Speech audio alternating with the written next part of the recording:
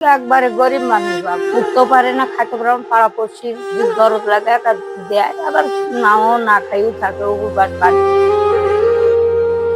মা বাবা স্বামী কেউ নেই আজ এই পৃথিবীতে। বুক ফেটে কান্না এলেও তা শোনার মতো একটা আপন মানুষও নেই ৭০ বছরের এই বৃদ্ধা মায়ের। আজ এই মায়ের সবচেয়ে বড় ভয়, আমি মারা গেলে আমার এই পাগলি প্রতিবন্ধী মেয়ের কি হবে। এক সময় হয়তো একটা সাজানো সংসার ছিল, আর আজ এক মুঠো ভাতের জন্য প্রতিদিন একটু একটু করে শেষ হয়ে যাচ্ছেন এই মা। সবচেয়ে কষ্টের বিষয় হলো এ বয়সে এসেও এই মা একটু শান্তিতে চোখ বন্ধ করতেও পারছেন না। যে বয়সে মেয়ের কাঁধে ভর দেওয়ার কথা, সেই বয়সে জন্ম প্রতিবন্ধী মেয়েকে বুকে আগলে রেখেছেন তিনি। আগে তাও দুমুঠো ভাতের জন্য মানুষের দুয়ারে দুয়ারে হাত পাততেন, কিন্তু ৫ বছর ধরে পঙ্গু হয়ে বিছানায় এখন। তারপরও চোখের আলোটাও চলে গেছে। পুরো পৃথিবীটা এখন তার কাছেই শুধুই অন্ধকার। তার একটা মেয়ে, তাও প্রতিবন্ধী, পাগলি, কিছু করতে পারে না, কিছু না, তাও এদিকে ২ চোখে অন্ধ হয়ে গেছে।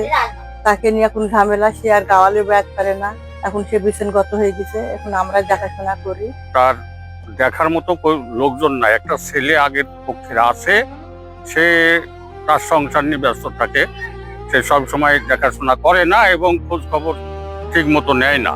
নির্মম বাস্তবতার এই করুণ দৃশ্যটি কুষ্টিয়া জেলার দৌলতপুর উপজেলার আদাবাড়িয়া ইউনিয়নের গরুরা মিস্ত্রিপাড়ার বাসিন্দা পালু খাতুনের। প্রতিদিন সকাল থেকে রাত পর্যন্ত মা মেয়ের অন্ধ চোখ দুটি শুধুই পথের দিকে চেয়ে থাকে, কেউ একটু কি খাবার এনে দেবে এই আশায়। কেউ দিলে পেটে দুটো ভাত পড়ে, নয়তো কাটে না খেয়ে।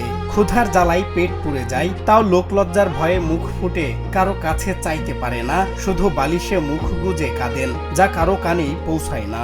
একবারে গরিব মানুষ বাপ, ওই হাত পা পড়া গব্বেকারি একটা চলি মাইলি লোকের দুই পিসে চাই মাইলি এসে খাতো, উঠতেও পারে না, খাইতে পারে না, পাড়াপড়শি দরদ লাগে একটা দেয়, আবার নাও না খাইও থাকে উপবাস বাড়ি। আমি একজন গ্রাম ডাক্তার, আমি তাদের সেবার জন্য মাঝে মাঝে এতে বাড়ি আসি।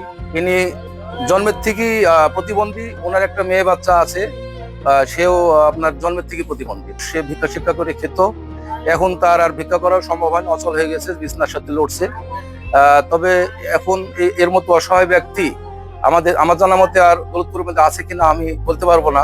গ্রামের কিছু মানুষ নিজেদের অল্প সামর্থ্যের মধ্যে যা দেয় তাতেই কোনো মতে বেঁচে আছে এই দুটি প্রাণ। কিন্তু এভাবে আর কতদিন? একজন বয়স্ক, অসুস্থ আর অন্ধমা প্রতিদিন ক্ষুধার্ত পেটে এক মুঠো ভাতের জন্য পথ চেয়ে বসে থাকবেন। এদিকে এই অসহায় মায়ের পাশে দাঁড়াতে এগিয়ে আসার আহ্বান জানান স্থানীয় এই জনপ্রতিনিধি। আমি প্রতিবন্ধী চেয়ারম্যান হিসেবে প্রতিবন্ধীর কার্ড করে দিয়েছি।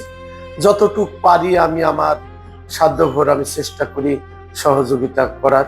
বর্তমানে তার যে অবস্থা, তাতে হলো ঊর্ধ্বতন কর্তৃপক্ষ বা যারা দানশীল ব্যক্তিবর্গ আছেন, তাদের কাছে যদি একটু আগিয়ে আসা যায়, আমার মনে হয় তাদের দিনপাত ভালোভাবে চলতে পারে। সামান্য একটু খাবার বা চিকিৎসার ব্যবস্থা করলেই হয়তো এই অসহায় মা ও তার প্রতিবন্ধী মেয়েটি বেঁচে থাকার ভরসা পেত।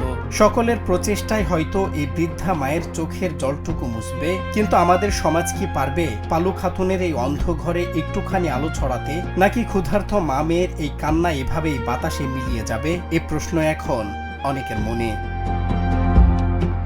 সজল বিশ্বাস, নিউজ ডেস্ক, বাংলা টিভি।